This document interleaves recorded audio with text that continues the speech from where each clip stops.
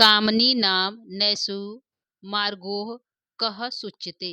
कामनी नाम जो स्त्रियां हैं, जो कामी जन हैं, ऐसी स्त्रियों का नैसो मार्ग रात्रि रूपी मार्ग को कह माने कौन सूचते माने सूचित करता है, कौन बताता है। हमारा आंसर हो जाएगा सवितुदयम, सूर्य के उदय होने पर। आंसर हो जाएगा सवितुदयम का अर्थ है सूर्य के उदित होने पर। ठीक है, जब सूर्य हमारा उदित होता है तब कामनी नाम जो कामनियां हैं, जो अपने प्रियतम से मिलने जा रहे हैं, रात को तो रात के नशे में रात के मार्गों की सूचना देता है। कब? जब सूर्य उदय होता है तब। तो आंसर हमारा हो जाएगा सवितुदयम। तो इसी प्रश्न के साथ दोस्तों मैं माला मैम आप सभी का हार्दिक स्वागत और अभिनंदन करती हूँ आपके अपने यूट्यूब चैनल ईएमएस क्लासेस 1 में। तो दोस्तों आइए हम लोग जो है स्टार्ट करते हैं अपनी प्रश्नोत्तरी का। हमारा जो प्रश्नोत्तरी चल रहा है दोस्तों मेघदूत से चल रहा है और उत्तर मेघ से है। पूर्व मेघ के जो है सभी प्रश्नोत्तरी को हमने करवा दिया है दोस्तों। वह भी श्लोक बाय श्लोक, यानी कि हर श्लोक से प्रश्नोत्तरी बना हो दोस्तों। यदि आप उसको देखना चाहते हैं तो जाकर प्लेलिस्ट के द्वारा देख सकते हैं। तो आइए हम लोग स्टार्ट करते हैं। आज का जो हमारा प्रश्नोत्तरी की संख्या जो है 50 है। ठीक है, और जो है श्लोक संख्या 11 से 15 तक ये हमारा प्रश्नोत्तरी गया है दोस्तों। तो आप जो है श्लोक को ध्यान में रखते हुए प्रश्नोत्तरी को जो है प्रश्नों का उत्तर देने का प्रयास करिएगा, क्योंकि श्लोक से ही प्रश्न बने हैं। ठीक है, तो दोस्तों चलिए हम लोग स्टार्ट करते हैं। इससे पहले यदि आप चैनल पर पहली बार हैं दोस्तों तो हमारे चैनल को सब्सक्राइब, लाइक और शेयर अवश्य करिएगा। चैनल का नाम है ईएमएस क्लासेस 1। तो आइए हम लोग स्टार्ट करते हैं। पहला प्रश्न है, पहले प्रश्न की तरफ चलते हैं दोस्तों। प्रश्न तो हमने करा दिया लेकिन फिर भी पहले प्रश्न की ओर चलते हैं। पहला प्रश्न है, कामी नाम कामनी नाम जो स्त्रियां होती हैं, जिनकी कुछ इच्छाएं होती हैं। ठीक है, तो कामनी नाम जो कामी होते हैं, ऐसी स्त्रियों का नैसो मार्ग रात के मार्ग को सूचित करता है। कौन जो है किम सूचित कौन सूचित करता है दोस्तों? तो आंसर हमारा हो जाएगा सवितु उदयम, सूर्य के उदय होने पर। कामी नाम जो कामनी होती है अपने प्रीतम से रात को जो है मिलने जाती हैं। तो मिलते समय क्या होता है, जब जाती हैं तो कैसे जाती हैं? जाते वक्त यानी गत्युत्कंपा, जाने में गति होने के कारण क्या है, जाने में गति होने के कारण जो है उनके जो है फूल जो है बाल में लगे जो फूल हैं, और जो है कान में जो जो अपने कान में कनक कमल पहनी हुई है और हार पहनी हुई है। तो उत्कंपा होने पर, गति में उत्कंपा होने पर जल्दी जल्दी चलने के कारण जो है उनके मार्ग में फूल इत्यादि जो गिर जाते हैं। तो इससे यह पता चलता है कि यहाँ पर जो है रात को जो है कामनी नाम जो कामनियाँ हैं, जो स्त्रियाँ हैं, जो कामी स्त्रियाँ हैं, वह जो है रात को जो है इस मार्ग से गई हुई है। तो यह मार्ग कब सूचित होता है दोस्तों? सूर्य के उदय होने पर। ठीक है, किससे होता है? मंदार के पुष्पों से। किससे होता है? कैसे पता चलेगा कि यहाँ से जो है स्त्रियां गई हैं? तो वहाँ पे मंदार के पुष्प गिरे हुए हैं, क्योंकि अलकापुर की जो स्त्रियां हैं वो मंदार के पुष्पों को धारण करती हैं। और कैसे पता चलता है? तो पत्र छेदई, पत्र जो है पत्ते के समान जो है कनक कमलई, कमल रूपी जो है सोने के पत्ते के समान जो है कमल पहनी हुई है, उनके गिर गिर जाने पर, और जो है हार के गिर जाने पर पता चलता है कि यहाँ से जो है रात्रि में जो है कामनी नाम जो स्त्रियां यहाँ से गई हुई हैं। तो यह हमारा आंसर हो जाएगा दोस्तों। कब पता चलेगा? सूर्य के उदय होने पर। तो उम्मीद करती हूँ कि यह समझ में आया होगा दोस्तों। तो आगे हम चलते हैं दूसरे प्रश्न की तरफ। दूसरा प्रश्न आप लोग के सामने है। दूसरा प्रश्न है, दूसरा प्रश्न है सभी तू दय दये शब्द में विभक्ति एवं वचन क्या है? सभी तू दयम, सभी तू उदयम जो है इस पद जो है कौन सी विभक्ति, कौन सा वचन है? तो इस जो है पंक्ति हमारे जो है शब्द में विभक्ति एवं वचन, तो सप्तमी विभक्ति का एक वचन है दोस्तों। क्या है? इस पद में जो है सप्तमी विभक्ति का एक वचन हमारा लगा हुआ है। ठीक है,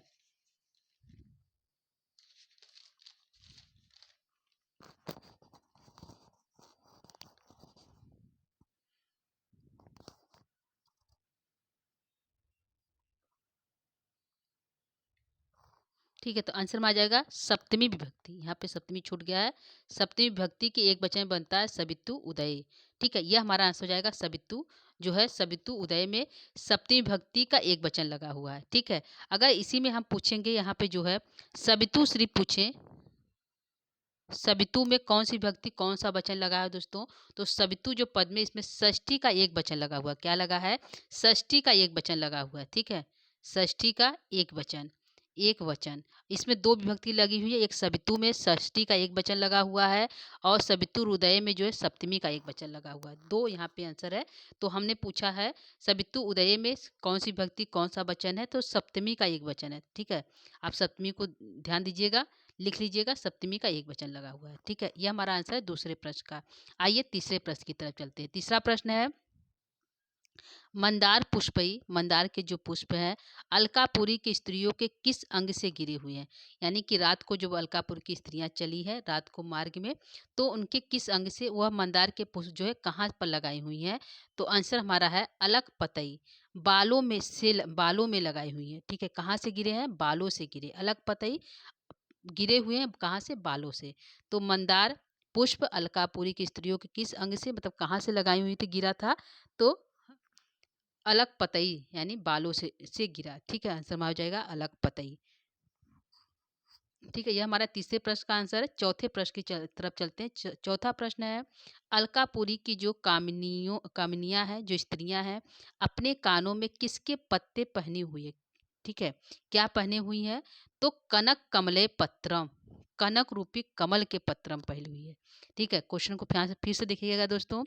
अलकापुरी की जो कामिनियों हैं, जो स्त्रियां हैं, जो कामी स्त्रियां हैं, अपने कानों में किसके पत्ते पहनी हुई हैं? तो कनक कमलई पत्रम, कमल रूपी जो पत्र होते हैं, सोने के जो पत्र है जो कमल के समान है, ऐसे पत्ते रूपी आभूषण को पहनी हुई है। ठीक है, तो हमारा आंसर हो जाएगा कनक कमलई पत्रम। यह हमारा आंसर है चौथे प्रश्न का।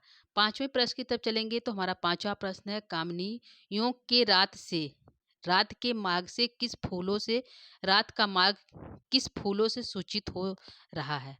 जो कामनियां जो है रात को जाती हैं, तो रात के मार्ग किस फूलों से सूचित होता है? कौन से फूल गिरा था कि यह सूचित होता है कि रात को जो है यहाँ से कामिनी पुरुष जो है स्त्रियां जो गई हुई है? तो मंदार पुष्प का कौन सा पुष्प गिरा हुआ था दोस्तों रास्ते में? तो मंदार पुष्प ही गिरा हुआ था। ठीक है, यानी कि रात का जो मार्ग सूचित होता है तो कौन से फूल से सूचित होता है?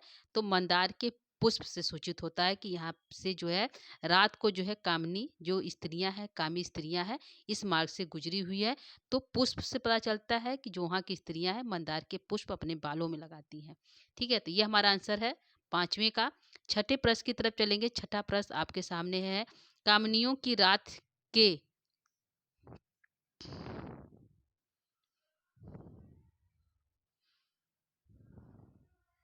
रात के मार्ग, ठीक है, कामिनियों के रात के मार्ग किसके स्वर पत्रों से सूचित हो रहा है?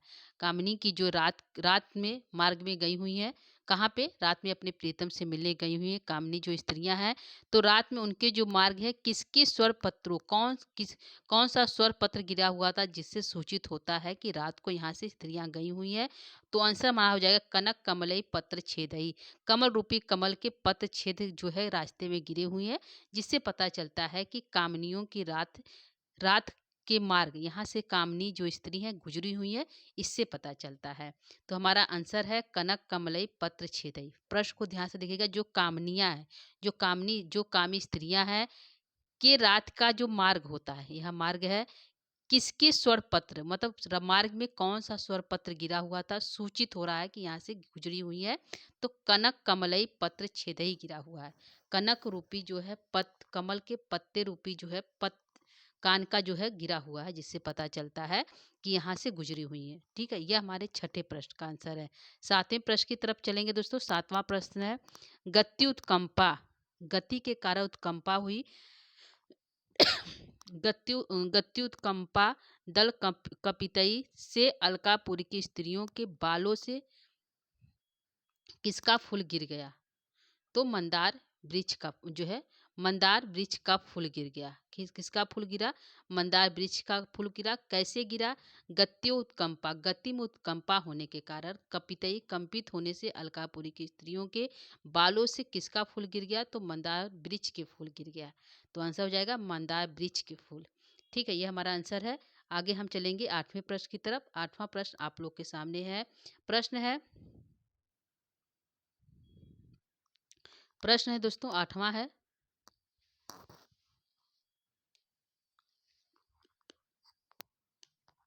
कामिनियों के स्तन परिसर जो कामिनियों के स्तर परिसर से क्या छिन्न हो गया? स्तर परिसर से क्या छिन्न हो गया? ठीक है, यहाँ पे से रहेगा।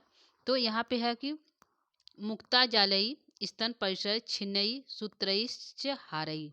तो स्तन परिसर से कामनियों के स्तन परिसर से जब वह गत्या उत्कंपित होकर जब वह मार्ग में रात को बहुत तेजी से चली तो उनके जो है स्तन परिसर में कंपन हुआ। क्या हुआ?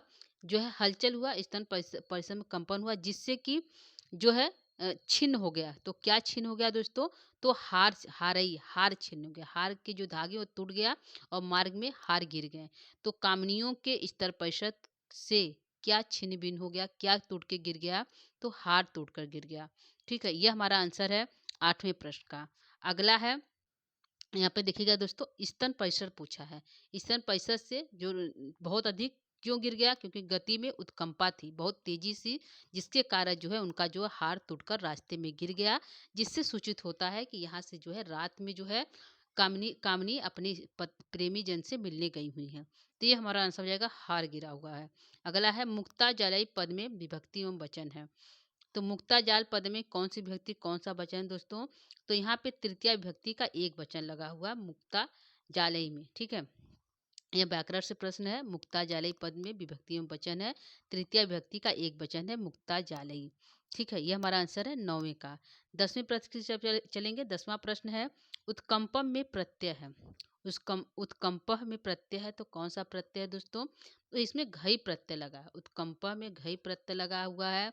उद धातु के साथ उद उद उद उद जो है उद उद उपसर्ग और कंप धातु से घई प्रत्यय लगकर यहाँ बना है, जो है घई प्रत्यय जो है उत्कंप। ठीक है, उद उपसर्ग है, कंप धातु के साथ घई प्रत्यय लगाकर बना है उत्कंप उत्कंप। ठीक है, तो हमारा प्रश्न है उत्कंप में प्रत्यय क्या है? तो घई प्रत्यय है। ठीक है, यह हमारा आंसर हो गया। और अगला हमारा जो प्रश्न है, प्रश्न संख्या 11 है। इसमें छेदा पद में प्रत्यय है। तो छेदा पद में प्रत्यय क्या है दोस्तों? तो इसमें भी घई प्रत्यय है। छिद धातु से घई प्रत्यय लगकर जो है छेदा बना है। ठीक है, तो इसमें जो है छेदा में भी घई प्रत्यय है और उत्कंप में भी घई प्रत्यय है। तो ध्यान रखिएगा, जो यहाँ पे इम्पोर्टेंट है, उत्कंप और छेदा में मुक्ता जालई में विभक्ति और वचन पूछा है, तृतीय विभक्ति का एक वचन। तो ये हमारे 11 जो है 11वां क्वेश्चन, इस श्लोक जो 11 से वहाँ से प्रश्नोत्तरी हो गया दोस्तों। उम्मीद करती हूँ कि ये आपको समझ में आया होगा, क्योंकि इस श्लोक में जो है कामनी जो स्त्रियां हैं उनके मार्ग को सूचित करता है। कब? जब सूर्य उदय होता है तब। कामनी नाम सुच्यते सवितु उदये नशयो मार्ग। रात के मार्ग में रात को जो है कामनी नाम कामनियाँ जो इस मार्ग से गई हुई है, ऐसा हमें सोचते पता चलता है। कब? सूर्य के उदय होने पर। तो कैसे पता चलता है? क्या क्या गिरा हुआ था? तो हार गिरा हुआ था, मंदार पुष्प गिरा हुआ था, और जो है कनक कमलई गिरा हुआ था। तो कमलई कहाँ से गिरा हुआ था दोस्तों? कर विभ्रंश, कान से गिरा हुआ था। मंदार पुष्प कहाँ से गिरा हुआ था दोस्तों? तो मंदार पुष्प जो है अलग पतई बालों से गिरा हुआ था। और जो है हार कहाँ से गिरा हुआ था दोस्तों? तो ईसन परिसर से गिरा हुआ था।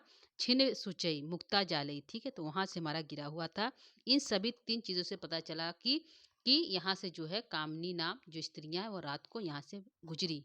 ठीक है, यक्ष जो है यह मेघ से कहता है, जिसे तुम समझ जाना कि वह अलकापुरी है। ठीक है, यह श्लोक से हमारा हो गया दोस्तों। आगे हम चलेंगे अगले श्लोक की तरफ, जिसका श्लोक संख्या 12 है। वहां से हम प्रश्नोत्तरी स्टार्ट करते हैं।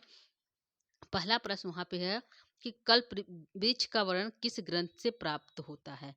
कल्प वृक्ष का वर्णन किस ग्रंथ में प्राप्त होता है?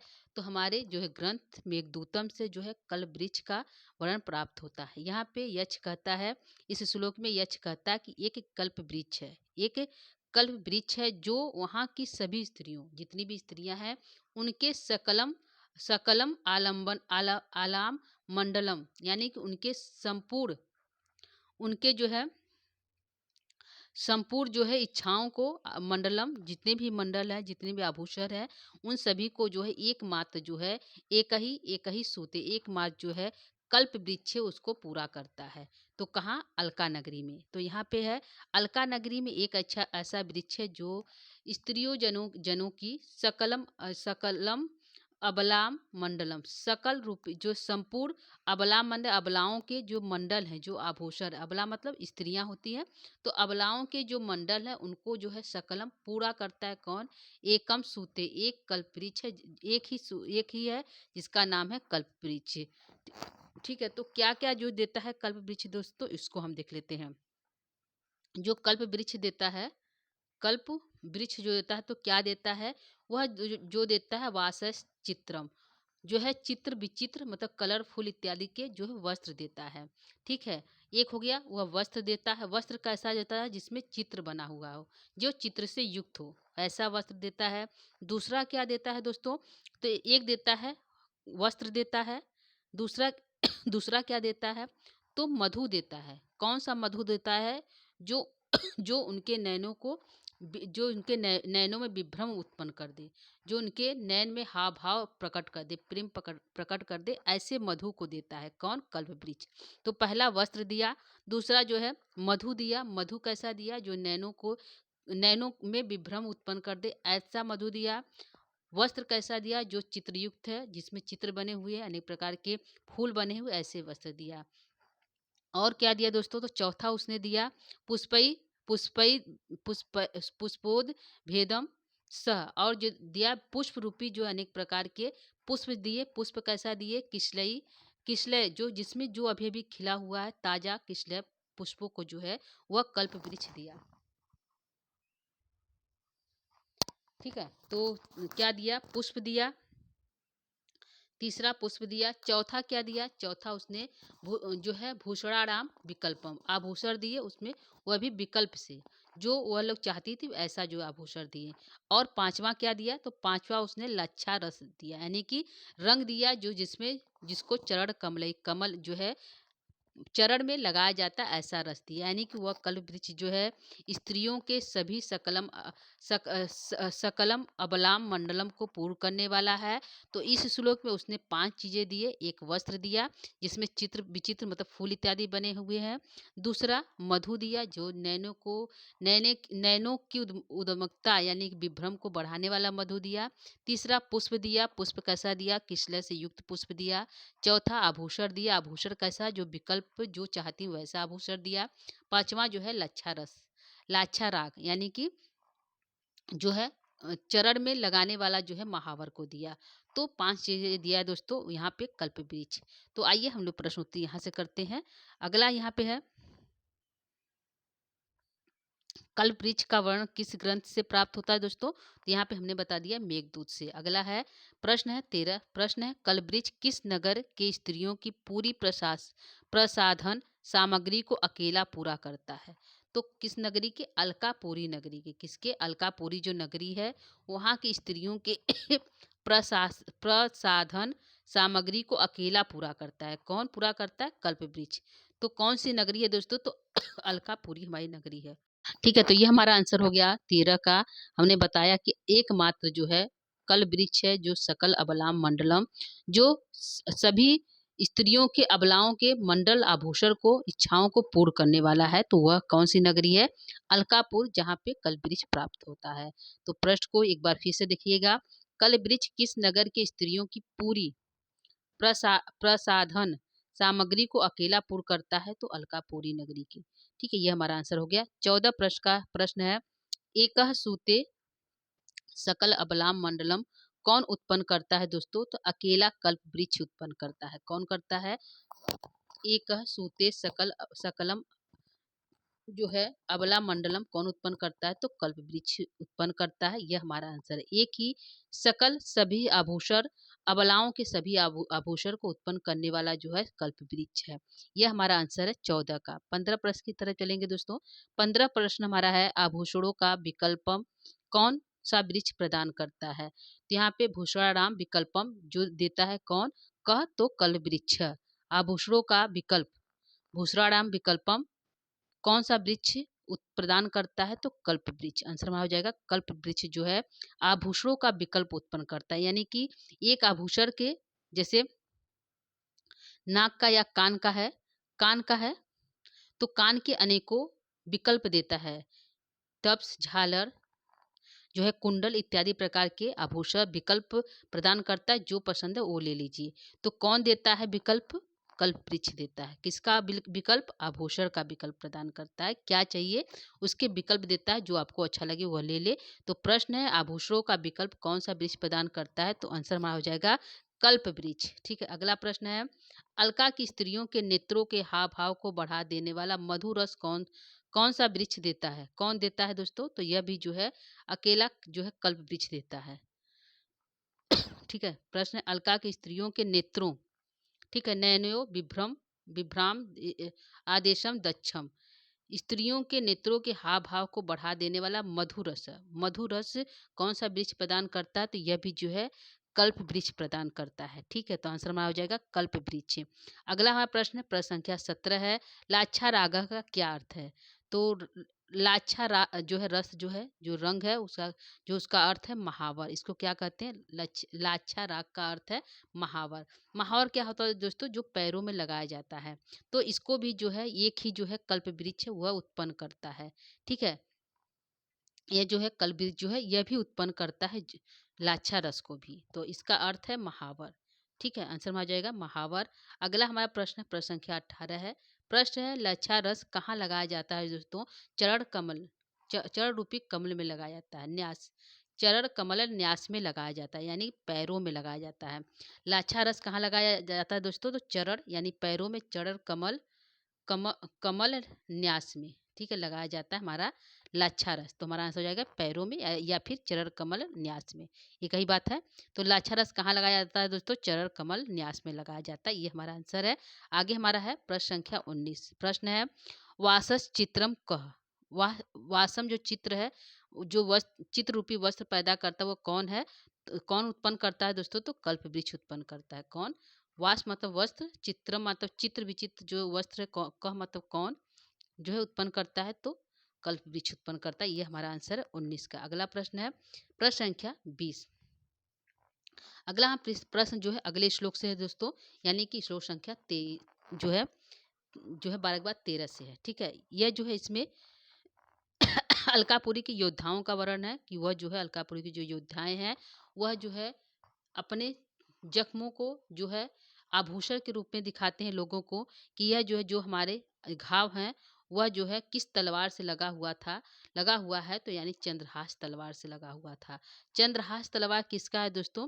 तो यह रावण का तलवार है। यानी कि वह यह बताना चाहते हैं कि वह जो है वहाँ के जो योद्धागण है वह रावण के तलवार से युद्ध किया, यानी कि रावण का जब युद्ध हो रहा था वहाँ वो लोग खड़े थे और उसका सामना किए और जिससे उनके शरीर में अनेक प्रकार के चोट उत्पन्न हो गए हैं। तो उन घाव को वो क्या करते हैं? दिखाते हैं लोगों को आभूषण के रूप में।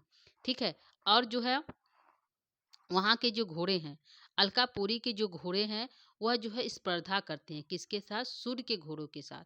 ठीक है, किसके साथ करते हैं दोस्तों? वहाँ के जो घोड़े हैं, कहाँ के? अलकापुरी के जो घोड़े हैं और स्पर्धा करते हैं सूर्य के घोड़ों से। और जो है सूर्य के घोड़ों से स्पर्धा करते हैं वहाँ के। और जो है यहाँ पे जो है अलकापुरी के जो घोड़े हैं उसका रंग किस कलर का है दोस्तों? पत्रे श्यामा, पत्र के समान हरे रंग का। ठीक है, तो इससे हमारा प्रश्न बनेगा दोस्तों। आइए हम लोग प्रश्न करते हैं प्रश्न संख्या 20 को। प्रश्न है रावण की तलवार का क्या नाम है? तो चंद्रहास नाम है दोस्तों, ये पूछा हुआ प्रश्न है, ध्यान रखिएगा। रावण के तलवार का क्या नाम है? तो चंद्रहास नाम है। अगला हमारा प्रश्न है प्रश्न संख्या 21 है। 21 प्रश्न है रावण में संधि, रावण पद में शब्द में कौन सी संधि है दोस्तों? तो इसमें अयादि संधि है। ठीक है, यानी कि रावण है तो यहाँ आव है, आव को औ हुआ है। ठीक है, रौ प्लस अड़। ठीक है, ये हमारा हो जाएगा संधि विग्रह। तो यहाँ पे अयादि संधि हुआ है रावण में। ठीक है, ध्यान रखिएगा रावण में कौन सी संधि है? रावण शब्द में अयादि संधि का प्रयोग किया गया है। तो अयादि संधि हमारा रावण में है। अगला शब्द है अलका के घोड़े किसके साथ स्पर्धा करने में सक्षम है? ठीक है, तो अलका के जो घोड़े हैं वो किसके साथ स्पर्धा करने में सक्षम है दोस्तों? यश कहता है हे मेघ जब तुम जाओगे तो वहाँ के जो घोड़े हैं वह सूर्य के घोड़ों से स्पर्धा करने में सक्षम है। ऐसी नगरी को तुम देखना तो समझना कि वो अलकापुरी है। तो यहाँ पूछा अलका के घोड़े किसके साथ स्पर्धा करने में सक्षम है? तो सूर्य के घोड़ों से स्पर्धा करने में सक्षम है। ठीक है, यह जो है तुलना की गई है सूर्य के घोड़े और जो है वहाँ के घोड़े से। ठीक है, तो यहाँ पे हो गया सूर्य के अलका के घोड़े किसके साथ स्पर्धा करने में सक्षम है, तो सूर्य के घोड़े से, ध्यान रखिएगा दोस्तों। आगे हमारा प्रश्न है, प्रश्न संख्या 23 है। 23 प्रश्न है, अलकापुर के घोड़े किस रंग के हैं? तो किस रंग के हैं दोस्तों? पत्तों के समान हरे रंग के हैं। ठीक है, पत्रे श्यामा, पत्तों के समान हरे रंग के जो है अलका के घोड़े हैं। तो ये भी प्रश्न पूछेगा। अलकापुरी के जो घोड़े हैं जो सूर्य के घोड़ों से यानी सूर्य के किरणों से स्पर्धा करने में सक्षम है, तो उनका रंग कौन सा है? तो उनका रंग जो है हरे रंग के हैं। कौन से रंग के हैं दोस्तों? हरे रंग के हैं जो हमारे अलकापुरी के घोड़े। ठीक है, और सूर्य के घोड़े कैसे हैं? सफेद रंग के हैं। ठीक है, अगला प्रश्न है, प्रश्न संख्या 24। प्रश्न है, अलकापुर के जो योद्धा है आभूषण के रूप में क्या दिखाते हैं? यानी कि अलकापुर के जो योद्धा हैं वो आभूषण नहीं पहनते, उसके रूप में वो क्या दिखाते हैं? तो चंद्रहास तलवार से लगी चिन्हों को दिखाते हैं, घाव को, चोट को दिखाते हैं। चिन्ह की जगह घाव भी कर सकते हैं। यहाँ पे अलकापुर के जो योद्धागढ़ है वह जो है आभूषण के रूप में क्या दिखाते हैं लोगों को? तो चंद्रहास से उनके चंद्रहास जो तलवार है उससे उनके शरीर में चोट लगी हुई है, जिससे वह निशान अभी भी बना हुआ है। तो उस चिन्हों को दिखाते हैं कि यह जो है चिन्ह हमारा किससे लगा हुआ है? वह चंद्रहास तलवार से। तो यह बताना चाहते हैं कि चंद्रहास तलवार से लगा हुआ है, जो रावण का तलवार है। यानी कि हमने क्या किया? रावण से युद्ध किया है। ठीक है, यह बताना चाहते हैं अलकापुरी के योद्धागढ़। ठीक है, तो हमारा आंसर हो जाएगा चंद्रहास तलवार से लगी चिन्हों को दिखाते हैं। अगला प्रश्न है हमारा 25 संख्या प्रश्न है। प्रश्न है, वाहा शब्द का क्या अर्थ है? तो वाहा शब्द का क्या अर्थ है दोस्तों? घोड़ा है। क्या है? घोड़ा हमारा अर्थ है यत्र वाहा, जहाँ के घोड़े। ठीक है, जहाँ के घोड़े यानी अलकापुरी के घोड़े। ठीक है, तो वाहा शब्द का अर्थ हमारा हो जाएगा घोड़ा। ठीक है, इसको ध्यान रखिएगा, जो है शब्दार्थ की दृष्टि से इंपॉर्टेंट है। वाहा शब्द का क्या अर्थ है? तो घोड़ा। अगला प्रश्न है, पत्र श्यामा पद में समास है। तो पत्र श्यामा पद में कौन सा समास है दोस्तों? तो कर्मधारय समास है। कौन सा है? ठीक है दोस्तों, आगे हम चलते हैं। जो है प्रश्न हमारा है, पत्र श्यामा पद में समास कौन सा है दोस्तों? तो इसमें हमारा समास जो है कर्मधारय समास है। विग्रह होगा पत्राड़ी इव श्यामा। इव है दोस्तों, इव श्यामा, पत्राड़ी इव श्यामा, पत्र श्यामा बनेगा। समास की बात पूछा है, समास पूछा है, तो इसमें कर्मधारय समास हुआ है। ठीक है, ये हमारा हो गया 26 नंबर प्रश्न। आगे हम चलेंगे 27 प्रश्न की तरफ। यहाँ पे है 10 मुखा में समास है, यानी 10 मुखा पद में कौन सा समास है? तो यहाँ से यह जो है 10 मुखा अन्न 10 मुख वाला वह, यानी कि रावण। 10 मुख वाला वह यानी रावण का बोध हो रहा है दोस्तों। रावण के पास 10 मुख थे। ठीक है, तो 10 मुख वाला कौन है दोस्तों? रावण का बोध हो रहा है, यानी यहाँ पे बहुब्रीहि समास हुआ है। अन्न अन्न पद की प्रधानता है। किसकी है? अन्य अन्य पद की यहाँ प्रधानता हो रही है दोस्तों, यानी रावण का बोध करा रहा है 10 मुख शब्द से। तो यहाँ पे बहुब्रीहि समास है। कौन समास है दोस्तों? पूछेगा 10 मुखा में कौन समास है दोस्तों? तो बहुब्रीहि समास है। यह हमारा हो गया 27 नंबर का आंसर। आगे हम चलेंगे 28 प्रश्न की तरफ। 28 प्रश्न है, प्रति 10 मुखम में समास है। तो 10 मुखम में रावण जो है बहुब्रीहि समास हुआ दोस्तों। यहाँ पे प्रति 10 मुखम पूछा है, तो अव्ययी भाव समास हुआ है। कौन सा है? अव्ययी भाव समास। इसमें उपसर्ग का प्रयोग किया गया, प्रति उपसर्ग का। ठीक है, तो यहाँ पे है कि प्रति 10 मुखम में समास कौन सा है? तो अव्ययी भाव समास हुआ दोस्तों। ये हमारा 28 प्रश्न है। अगला है प्रश्न संख्या 29। प्रश्न संख्या 29 कहता है, 29 कहता है दोस्तों, अलका नगरी किसके समान ऊंचे हैं? तो यहाँ पे कहा गया है कि तुम ऊंचे हो, तुंग हो, तुम बहुत, यच कहता है हे मेघ, तुम ऊंचे हो। तो वहाँ के जो है पहाड़ भी क्या है? तुमसे ऊंचे, तुम्हारे समान ऊंचे हैं। तो अलका नगरी नगरी किसके समान ऊंचे हैं? तो पहाड़ों के समान ऊंचे हैं। अभी वह बताया था कि यच कहता है कि तुम ऊंचे हो, तो वहाँ के जो भवन है वह भी ऊंचे हैं। यहाँ पूछा अलका नगरी किसके समान ऊंचे हैं? तो पहाड़ों के समान ऊंचे। तुम ऊंचे हो, तुंगम, तुम ऊंचे हो, तो अलका नगरी के जो पहाड़ है वो भी क्या है? तुम्हारे समान ऊंचे हैं। ठीक है, तो हमारा यहाँ पे हमारा आंसर हो जाएगा दोस्तों पहाड़ों के समान ऊंचे हैं। ठीक है, आगे हम चलेंगे प्रश्न संख्या 30 की तरफ। 30 है, प्रश्न संख्या 30 कहता है दोस्तों, यह देखिए 30 है, अलका नगरी के योद्धाओं के शरीर में किस तलवार का चिन्ह लगा हुआ है? अलका के योद्धाओं के शरीर में किस तलवार का चिन्ह लगा है दोस्तों? तो आंसर हो जाएगा चंद्रहास तलवार का। ठीक है, कौन सा तलवार? चंद्रहास तलवार। ठीक है, तो ये हमारा आंसर हो जाएगा चंद्रहास तलवार से। अलका के योद्धाओं के शरीर पर किस तलवार का चिन्ह लगा हुआ है दोस्तों? तलवार का नाम है चंद्रहास तलवार। ठीक है, ध्यान रखिएगा। अगला हमारा प्रश्न है प्रश्न संख्या 31। प्रश्न आता है मनमंथा शब्द का क्या अर्थ है? ठीक है, तो मनमंथा जो शब्द आया उसका क्या अर्थ है दोस्तों? तो मनमंथा शब्द से जो है कामदेव का बोध होता है, यानी कि मनमंथा जो है कामदेव के लिए आया है, जो है भयान मनमंथा। ठीक है, तो मनमंथा पूछेगा शब्दार्थ की दृष्टि से, तो यह वेरी वेरी इंपॉर्टेंट है, इसको ध्यान रखिएगा। ठीक है, तो वेरी वेरी इंपॉर्टेंट कौन सा? मनमंथा शब्द का क्या अर्थ है? तो कामदेव है। ठीक है, यह हमारा हो गया प्रश्न संख्या 31 का। अगला हमारा है प्रश्न संख्या 32। अगला है धनपति सखम कीम। धनपति सखम कौन है?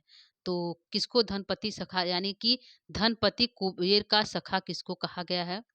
कुबेर का सखा। ठीक है, सखा कौन है दोस्तों? तो यहाँ पे है महादेव। धनपति सखम किम की है, तो किम तो महादेव। ठीक है, धनपति सखा, धन कुबेर का सखा कौन है दोस्तों? तो महादेव है। ये हमारा प्रश्न है 32 का, पूछा गया है। धनपति सखम देवम धनपति सकम। देव जो है धनपति के सखा है, यानी धनपति से किसका बोध हो रहा है दोस्तों? कुबेर का बोध है, यानी धनों के जो पति जो स्वामी है उनको धनपति कहा जाता है। और धनपति शब्द से हमारा कुबेर का बोध हो रहा है, इसको भी ध्यान रखिएगा। पूछेगा धनपति शब्द से किसका बोध हो रहा है? तो कुबेर का बोध हो रहा है। ठीक है, यह यक्षों के स्वामी है। ठीक, अगला प्रश्न है प्रश्न संख्या 33 है। अलका नगरी में साक्षात बसंत के रूप में कौन विराजमान है? तो अलका नगरी में साक्षात जो है यत्र साक्षात बसंतम, जहाँ पे यत्र माने जहाँ, अलका नगरी, यत्र से अलका नगरी का बोध हो रहा है। साक्षात बसंतम, बसंत रूप में देवम, देव विराजमान है। तो अलका नगरी में साक्षात बसंत के रूप में कौन विराजमान है दोस्तों? तो महादेव विराजमान है। यह आंसर हो जाएगा महादेव। ठीक है, तो ये आपको समझ में आ गया होगा। अलका नगरी में साक्षात बसंत के रूप में, लाइन देखिए दोस्तों, जो है 14 श्लोक का है, यत्र साक्षात बसंतम देवम, जहाँ पे जिस अलका नगरी में साक्षात बसंत के रूप में है भोलेनाथ विद्वान है। आंसर हो जाएगा महादेव। अगला हमारा प्रश्न है प्रश्न संख्या 34। कामदेव भगवान शिव से क्यों भयभीत है? क्यों डरते हैं, क्यों अलका नगरी में नहीं जाते हैं दोस्तों? तो भस्म भयात, भस्म के कारण। एक बार जो है कामदेव को भस्म किया गया था, तो भस्म के भय के कारण जो है कामदेव जो है भयभीत रहते हैं। तो कामदेव भगवान शिव से क्यों भयभीत है? तो, तो क्यों भयभीत है दोस्तों? तो भस्म के कारण। एक बार भगवान शिव को भस्म किया गया, तो उसी डर से जो है वह भयभीत रहते हैं और जो है अलका नगरी में प्रवेश नहीं करते हैं। तो वहाँ पे नहीं प्रवेश करते हैं तो किससे अपने जो है अपने बाढ़ को चलाते हैं, यानी काम रूपी बाढ़ को कैसे चलाते हैं दोस्तों? तो वहाँ के जो है चतुर वनिताएं हैं, उनके विभ्रम से जो है बाढ़ रूपी डोरी को चलाते हैं, काम रूपी डोरी बाढ़ को चलाते हैं। तो अगला यहाँ पे प्रश्न आपके सामने है। प्रश्न है दोस्तों, कामदेव की धनुष रूपी डोरी कैसी है? जो वह धनुष, क्योंकि वहाँ पे जो है भगवान शिव साक्षात विद्वान है, तो वह कामदेव अपने धनुष बाण के साथ प्रवेश नहीं कर सकता। तो उसकी जो धनुष रूपी डोरी कैसी है, वह किससे जो है अपने बाणों को चला रहा है दोस्तों? तो आंसर हमारा जाएगा भ्रमर रूपी डोरी, यानी षटपदज्यम। कामदेव की धनुष रूपी डोरी कैसी है? तो षटपद्यम। ठीक है, भ्रमर रूपी डोरी है। कैसी दोस्तों? जो जिस पर भौरे विराजमान है, ऐसी डोरी जो है कामदेव के धनुष पर चढ़ी हुई है। तो यह भ्रमर रूपी डोरी कहाँ चढ़ी हुई दोस्तों? तो यह जो है चतुर वनिताओं के विभ्रम में चली हुई है, जो संभ्रूम भंगम है, जिसकी जो है भाव में जो है भंग है। ऐसे जो है जो है जो है धनुष रूपी डोरी पर यह जो है भ्रमर रूपी डोरी चढ़ी हुई है। ठीक है, यानी पद षडपदज्यम चढ़ा हुआ है। ठीक है, ये हमारा आंसर है। प्रश्न को ध्यान से फिर से देखिएगा। कामदेव की धनुष रूपी डोरी कैसी है? तो भ्रमर रूपी यानी षडपदज्यम है। ठीक है, अगला प्रश्न है प्रश्न संख्या 36 है। कामदेव अपने पुष्प रूपी बाण को किस नगरी में नहीं चलाते, यानी कि अपने धनुष बाण को कहाँ पर नहीं लेके जाते हैं दोस्तों? तो अलका नगरी में नहीं लेके जाते। क्यों नहीं लेके जाते? जो है भयात के कारण। किससे? शिव के भय के कारण जो है कामदेव अपने पुष्प रूपी बाण को किस नगरी में नहीं चलाते हैं? तो अलका नगरी में नहीं चलाते। यह हमारा आंसर है। ठीक है, अगला हमारा प्रश्न है सभ्रू भंग भंग प्रति नयनयी किम। जो है सभ्रूभंग के साथ जो है प्रतिनयनी नयनों से किसके ऊपर बाढ़ चलाती है दोस्तों? तो कामीजन। ठीक है। सभ्रूम भ्रंग प्रतिहत नयनम, प्रतिहत नयनम, यहाँ पे हत होगा, प्रतिहत नयनम किम कौन है दोस्तों? तो कामीजन। उसके ऊपर जो है यह बाढ़ चलाते हैं। ठीक है, किसके? कामीजन। जो कामी है, जो कामनाएं जिसके, उसके ऊपर बाढ़ चलाते हैं। अगला है चतुर्वनिता, चतुर्वनिता विभ्रम एवं किम। चतुर वनिताएं जो हैं वह किस जो है किम जो है किसके ऊपर चलाती हैं? तो यह भी क्या है? कामीजन का विशेषण है। तो चतुर वनिताएं विभ्रम किम कौन है? तो कामीजन है। ठीक है, कौन दोस्तों? कामीजन। यह हमारा आंसर है 38 प्रश्न का। अब अगला प्रश्न है, अब प्रश्न संख्या 39 है। चतुर वनिता विभ्रम विभ्रम एवं शब्द में कौन सा विभक्ति एवं वचन है दोस्तों? तो चतुर वनिता विभ्रम एवं में जो है तृतीय विभक्ति का बहुवचन लगा हुआ है। कौन सा लगा है दोस्तों? तृतीय विभक्ति का बहुवचन है चतुर्वनिताम विभ्रमयी। ठीक है, तो इसमें हमारा हो जाएगा तृतीय विभक्ति का बहुवचन। विभक्ति और वचन पूछा है दोस्तों, तो तृतीय विभक्ति का बहुवचन है। 39 प्रश्न। अगला है, हम चलेंगे 40 प्रश्न की तरफ। 40 नंबर प्रश्न है, स्तस्यारभ्यम चतुरस्य वनिता विभ्रम एवं। इस पंक्ति में जो तस्या शब्द आया है यहाँ पे, इस तस्या पद से शब्द से किसका बोध हो रहा है? तो इस तस्या पद से जो है कामदेव का बोध हो रहा है। किसका है? जो कामदेव है वह जो है चतुर वनिताओं के विभ्रम से जो है अपने बाण को चला रहा है।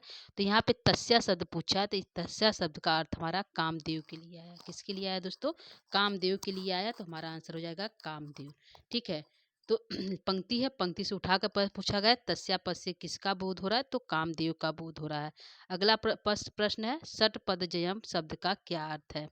तो षटपदजयम शब्द का अर्थ हमारा है भ्रमर रूपी डोरी।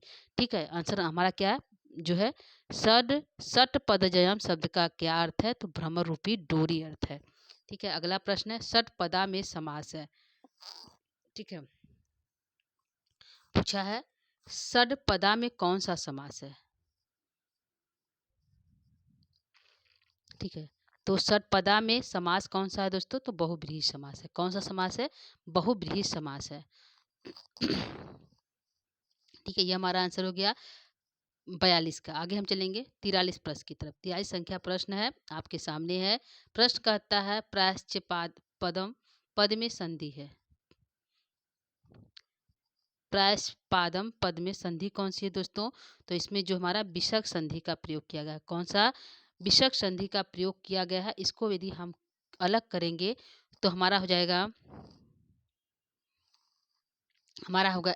प्रायः, प्रायः चापम, प्रायः प्लस चापम, चापम। ये हमारा जो है प्रायः चापम पद में संधि कौन सी है? तो विसर्ग संधि का प्रयोग किया गया है। यदि हम सूत्र की बात करें तो विसर्जनीय स सूत्र लगा। कौन सा लगा हुआ है? विसर्जनीय स सूत्र यहाँ पर लगा हुआ है। विसर्ग को जो है स आदेश हुआ है, तो हमारा जो है प्रायः चापम में संधि कौन सी? विसर्ग संधि का प्रयोग किया गया है। ठीक है, तो ये हमारा हो गया 43 प्रश्न का। आगे हम चलेंगे 44 यानी 44 प्रश्न की तरह। यहाँ पे है अमोघई, अमोघई पद में समास है। ठीक है, तो अमोघई पद में कौन सा समास है जो है दोस्तों? तो यहाँ पे अमोघई पद में नई तत्पुरुष समास का प्रयोग किया गया है। न मोघई, यहाँ पे जब विग्रह की बात करेंगे तो न मोघई होगा। क्या हो जाएगा? न मोघई जो है हमारा जो है न मोघई अमोघई, यानी कि नई तत्पुरुष समास का प्रयोग किया गया है। तो ये ध्यान रखिएगा, अमोघई में पद में समास कौन सा है दोस्तों? तो नई तत्पुरुष समास है। ठीक है, अगला प्रश्न हमारा प्रश्न संख्या 45 है। प्रश्न कहता है, यक्ष का घर कुबेर के घर से किस दिशा में स्थित है? वेरी वेरी इंपॉर्टेंट है दोस्तों, यह जो है पूछा गया प्रश्न है। तो इससे जो है यहाँ तक जो दोस्तों हमारा जो है जो ऊपर हमारा संख्या प्रश्न संख्या जो है 44 हुआ है, यहाँ तक जो है यक्ष जो है मेघ से अपने अलका नगरी का वर्णन करता है। कहाँ तक? यह जो हमारा श्लोक जो है श्लोक संख्या हमारा कितना गया है? हमारा श्लोक संख्या 14 तक, 14 तक जो है 1 से 14 तक जो है यक्ष जो है अलका नगरी का वर्णन करता है कि अलका नगरी हमारी कैसी कैसी कैसी है। ठीक है, अब जो है यक्ष जो है श्लोक संख्या 15 में जो है श्लोक संख्या कौन सा दोस्तों? 15 से जो है आगे जितने श्लोक जाएंगे उसमें जो है यक्ष जो है अपने घर के आसपास उसके घर का परिचय बताता है कि हमारा घर कहाँ पे है, घर के सामने क्या है, घर के बाबी में क्या लगा हुआ है, कौन से फूल खिले हुए हैं, दरवाजे पे क्या है, ये कुबेर के घर से किस दिशा में है, ऐसा जो है वह यक्ष मेघ से बता रहा है। तो ये जो 15वां श्लोक है, यहाँ से यक्ष जो है अपने घर का पता बताएगा मेघ को। पहले अलका नगरी का पूरा परिचय बताया कि वहाँ जाओगे तुमको समझ में आ जाएगा कि यह अलका नगरी है। उसके बाद अब जो है घर का परिचय बता रहा है 15वें श्लोक से। तो हम जो है अब आगे जो प्रश्नोत्तरी करेंगे वह घर के परिचय, अलका यक्ष के घर का परिचय से प्रश्नोत्तरी होगा। ठीक है, आज जो है 15 श्लोक की से प्रश्नोत्तरी करेंगे जो अलका यक्ष के घर का परिचय बताता है। ठीक है, तो प्रश्न हमारा है पहला यानी कि प्रश्न संख्या 45 है, यक्ष का घर कुबेर के घर से किस दिशा में स्थित है। घर का परिचय बताया दोस्तों कि हमारे जब तुम अलका नगरी पहुंच जाओगे अब तुम मेरे घर कैसे जाओगे। तो यक्ष कहता है जब तुम जाओगे कुबेर के घर, क्योंकि कुबेर राजा है तो उसका घर महल होगा, ठीक है, विशाल होगा, सभी लोग जानेंगे कि राजा का घर है। तो जब कुबेर के घर से जाओगे तो तुम्हें उत्तर दिशा में जाना। किस दिशा में जाना है दोस्तों, उत्तर दिशा में देखोगे तो वहां मेरा घर दिखाई देगा। पूरब में नहीं जाना है, पश्चिम में नहीं जाना, दक्षिण में, किस दिशा में जाना है दोस्तों, कुबेर के घर से उत्तर दिशा में जाना है। तो हमारा आंसर हो जाएगा उत्तर दिशा। प्रश्न है यक्ष का घर कुबेर के घर से किस दिशा में स्थित है, उत्तर दिशा में स्थित है। यह हमारा प्रश्न संख्या 45 का हो गया जो वेरी इंपॉर्टेंट है। अगला है कुबेर के घर से उत्तर दिशा में किसका घर है। क्वेश्चन को पलट दिया गया है। कुबेर के घर से उत्तर दिशा में किसका घर है दोस्तों, यक्ष का है। किसका घर है, यक्ष का है। तो दोनों क्वेश्चन पूछ सकता है। उत्तर दिशा में किसका जो है, यक्ष का घर कुबेर घर से किस दिशा में, उत्तर दिशा में है। यहाँ पूछा है कुबेर के घर से उत्तर दिशा में किसका घर है, यक्ष का घर है। अगला प्रश्न है हमारा प्रश्न संख्या 47।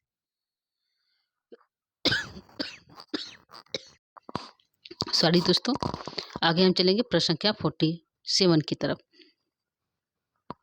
प्रश्न है यक्ष के घर में इंद्रधनुष के सदृश रंग बिरंग क्या लगा है।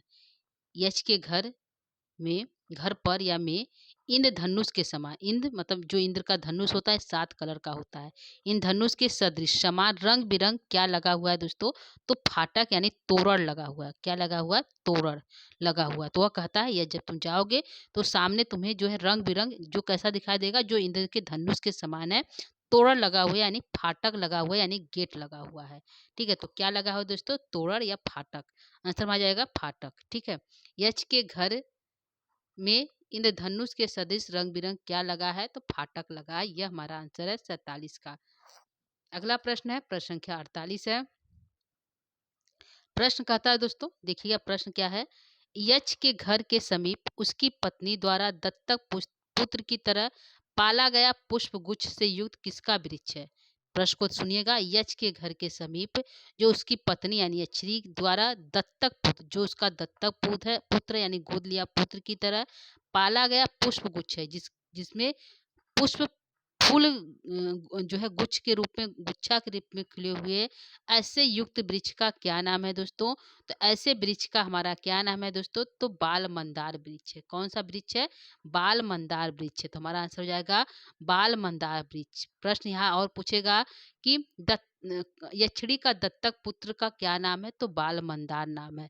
वह किसको कैसे पाली है, तो अपने पुत्र की तरह पाली है। ठीक है, तो यहाँ पे कई प्रश्न बन जाएंगे, तो इस प्रश्न का उत्तर हमारा जो है बाल मंदार वृक्ष है। अगला प्रश्न है प्रश्न संख्या 49। प्रश्न है कुबेर के घर से किसका घर दिखाई देता है, तो यक्ष का घर दिखाई देता है। यह हमारा 49 का प्रश्न है, कुबेर के घर से किसका घर दिखाई देता है, तो यक्ष का घर दिखाई देता है। अगला प्रश्न है प्रश्न संख्या 50। यह हमारा आज का आखिरी प्रश्न है। प्रश्न है बाल मंदार का वृक्ष किसने लगाया है, तो बाल मंदार का वृक्ष दोस्तों किसने लगाया है दोस्तों, तो बाल मंदार का वृक्ष जो है यक्षिणी के द्वारा लगाया गया है। यह हमारा जो है 50 प्रश्न का आंसर है। ठीक है, ठीक है, ये हमारा हो गया। ठीक है, आंसर हमारा यक्षिणी सही है।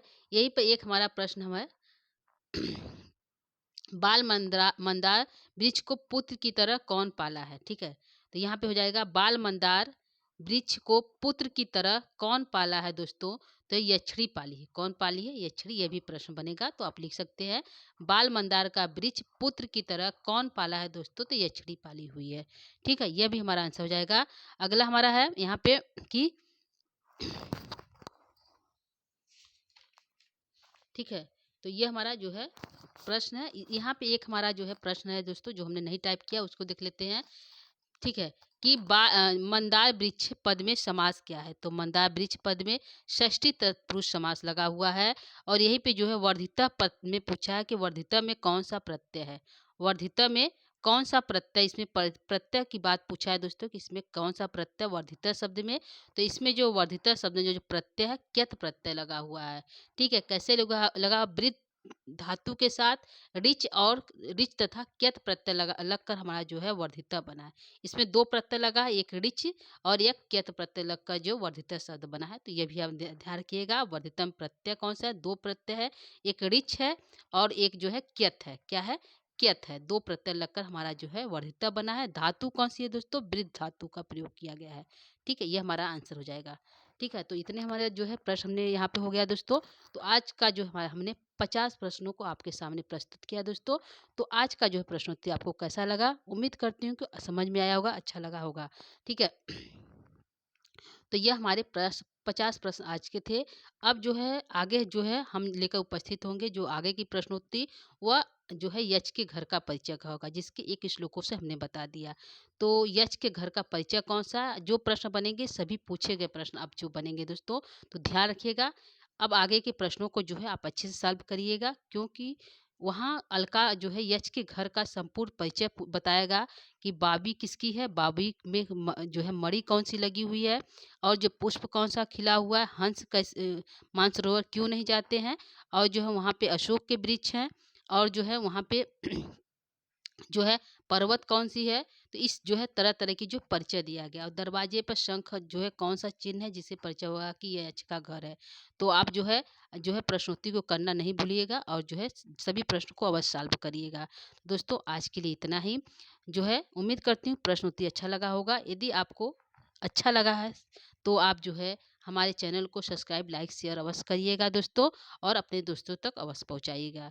तो आज के लिए इतना ही दोस्तों। नमो नमः, नमः संस्कृताय। कल जो है पुनः जो है हम प्रश्न संख्या 16 से जो है प्रश्नोत्तरी लेकर स्टार्ट होंगे दोस्तों। तो आप जो है इस क्लास को लेना न भूलिएगा। ठीक है, तो दोस्तों विदा लेते हैं। धन्यवाद, थैंक यू, नमो नमः।